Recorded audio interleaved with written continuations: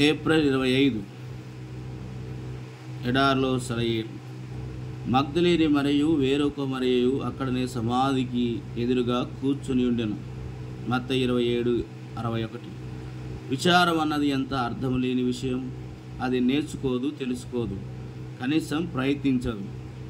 ఈ మరియలిద్దరూ కుమిలిపోతూ ప్రభువు సమాధి ద్వార దగ్గర కూర్చుని ఉన్నప్పుడు ఇప్పటిదాకా పునరుద్ధానోత్సవాలతో జయర్బాటముతో గడిచిన ఈ 2000 సంవత్సరాల గురించి వాళ్ళకేమైనా తెలుసా?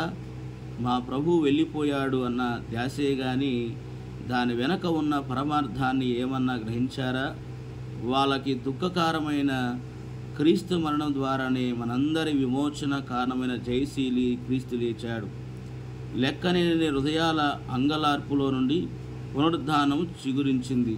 అయితే శోకాపాతులైన ఆ స్త్రీలు మరణ బీజాన్ని గుర్తిస్తున్నారు కానీ శాఖోపశాఖలుగా విస్తరించుతున్న పునరుద్ధానపు మొలకలను గమనించటం లేదు.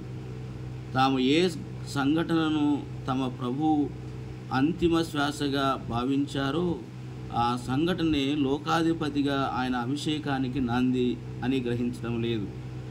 యేసు స్వరం తాత్కాలికంగా మూగబోయింది. తిరిగి 10 రెట్లు శక్తిగల పునరుద్ధాన జీవానికే.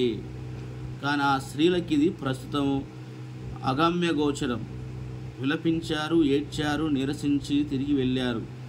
మళ్ళీ వాళ్ళ హృదయాలు కుదుటపడక తిరిగి సమాధి దగ్గరికి వచ్చారు. అయితే సమాధికి స్వరం లేదు, తేజస్సు లేదు. మన జీవితాలను ఇది అంతే.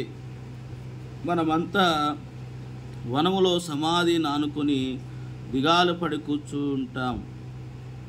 ఈ దుఃఖానికి ఉపశమనం లేదు, ఈ దుఃఖంలో ఏ ప్రయోజనం లేదు, దీని ద్వారా నాకు చేకూరే లాభమేమీ లేదు అనుకుంటూ ఉంటాం.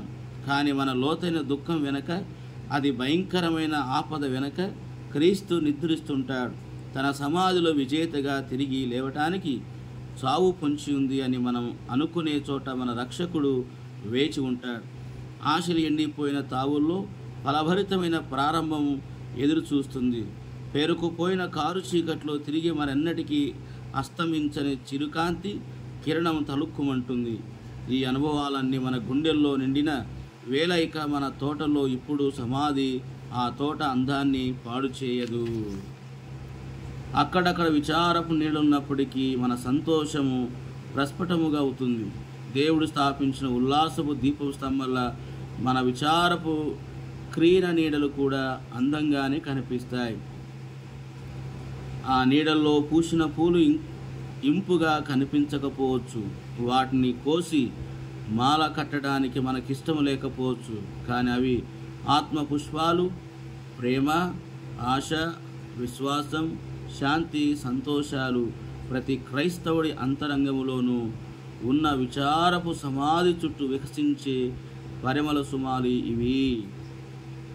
శోకాల కాలిబాట క్రీస్తు విశ్రమించిన చోట. గులాబీలు పూయవు ఈ తోట, ఇది ముళ్ళ బాట. పరలోక దీవెనలు గరికె పూలు వికసించాలంటే ఈ చోటే మేలు.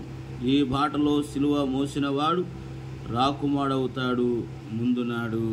అట్టి విశ్వాసముతో ముందుకు నడుచుదుముగాక. ఆమేన్.